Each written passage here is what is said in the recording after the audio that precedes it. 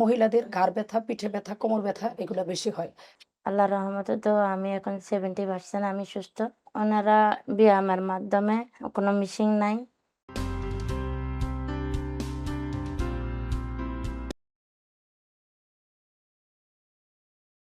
সুপ্রিয় দর্শক, আসসালামু আলাইকুম। আমি doctor Safia Akter, PT consultant, ASPC manipulation therapy centre. আজকে আমি কথা বলবো মহিলাদের কিছু প্রবলেম নিয়ে।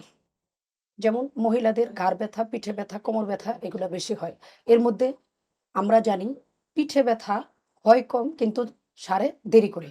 এই ব্যথাটা খুব যন্ত্রণাদায়ক।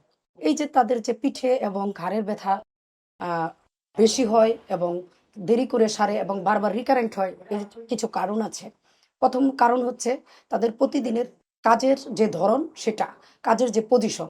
তারা যখন ঘরের কাজকর্ম করেন, তারা সামনে ঝুঁকে কাজ করেন, কাটাকাটি করা, ঘর মোছা, থালাবাটি মাজা, কাপড় ধোয়া, এবং তারা যে রান্না বান্না করেন, যে কুকিংটা করেন, তখন হাত বেশি ইউজ করেন। এই কারণেই তাদের এই ব্যথা বেদনাগুলো হইলে কাজের ধরনের কারণে দেরি করে সারে এবং তারা পজিশন মেনটেন করতে পারে না। আরেকটা জিনিস এখানে হয়, তারা একটু বসার সময়ও একটু কুচু হয়ে বসেন। মহিলাদের কাজের সাথে ব্যথার একটা সম্পর্ক আছে। তারপরে আবার এখানে বয়সর ডিজেনারেশন একটা বড় কারণ ব্যথার। যখন বয়স 40 ক্রস করে, তখন দেখা গেছে যে মহিলাদের পিঠের বা ঘাড়ের যে হাড়গুলা থাকে, এটাতে ক্ষয় শুরু হয়। এবং এক্স-রেতে আমরা দেখি যে বেশিরভাগ মহিলাদের যে পিঠটা একটু উঁচু হয়ে যায়। এবং আপনারাও দেখবেন, অনেকে বলে যে আমার যেটা গ্রামের ভাষায় বলে কান্দা গুজা হয়ে গেছে।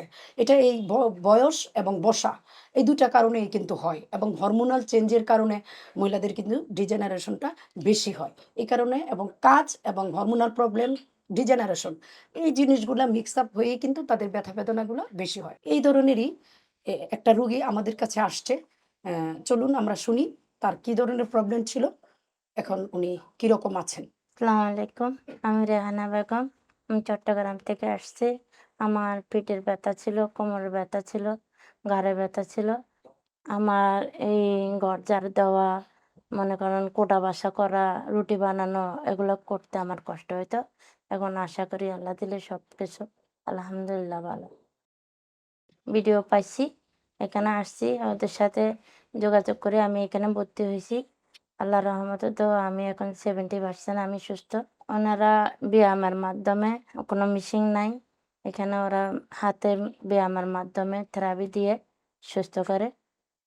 আপনারাও চাইলে এরকম রুগী থাকলে আপনারা এখানে আসি ভর্তি হয়ে ওদের সেবা নিতে পারেন। ইনশাল্লাহ আপনাদের আশা করি ভালো হবে।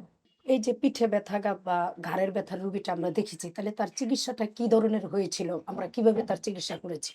আমরা তার এক্স-রে দেখে দেখেছি কতটুকু এক্স-রে কার্ভটা কতটুকু ঠিক আছে, বা ডিজেনারেশন কতটুকু হয়েছে, ইন্টারভার্টিকাল ডিস্ক স্পেস তার কতটুকু কমেছে, বা কোনো হাড় ক্ষয় হওয়া বা বেড়ে যাওয়া আছে কিনা, সেটা দেখে তার আমরা একটা ফিজিক্যাল অ্যাসেসমেন্ট করেছি। তার মাসেল পাওয়ার কতটুকু আছে, নেকের সাথে শোল্ডার জড়িত, হাত জড়িত, তার হাতে ঝিমঝিম বারবার আসতো এবং পিঠে থেকে ব্যথা বুকে আসতো। তার ইন্টারকোস্টাল মাসেল, ডোরসাল মাসেল কিরকম আছে, টাইটনেস কতটুকু আছে, কোন মাসেল কতটুকু উইক আছে, মাসেলের যে ইফিকেসিটা সবকিছু ঠিক আছে কিনা, এটা অ্যাসেসমেন্ট করেই তাকে আমরা একটা ট্রিটমেন্ট প্ল্যান তৈরি করেছি। টাইট মাসেলগুলোকে আমরা স্ট্রেচিং করেছি, আর লুজ মাসেলগুলোকে আমরা স্ট্রেংথ করেছি, এবং তাকে পোস্টারাল অ্যাডভাইস দিয়েছি যাতে সে সঠিকভাবে সোজা হয়ে বসে। আমাদের যাদের এই ধরনের প্রবলেম, আমরা লং টাইম ওষুধ খাচ্ছি, ওষুধ ছেড়ে দিলে ব্যথা আবার চলে আসতেছে, তাদের কি করতে হবে? ওষুধ খাওয়ার 1 মাস 2 মাস পরে আমাদেরকে একজন ফিজিওথেরাপিস্টের কনসালটেন্সি নিতে হবে, যে ফিজিক্যাল অ্যাসেসমেন্ট করে আপনাকে একটা ট্রিটমেন্ট প্ল্যান দিতে পারে। আপনার প্রবলেম অনুসারে সে আপনাকে এক্সারসাইজ থেরাপি দিলে ইনশাল্লাহ আপনি ভালো হয়ে যাবেন। সবাই ভালো থাকেন। আল্লাহ হাফেজ।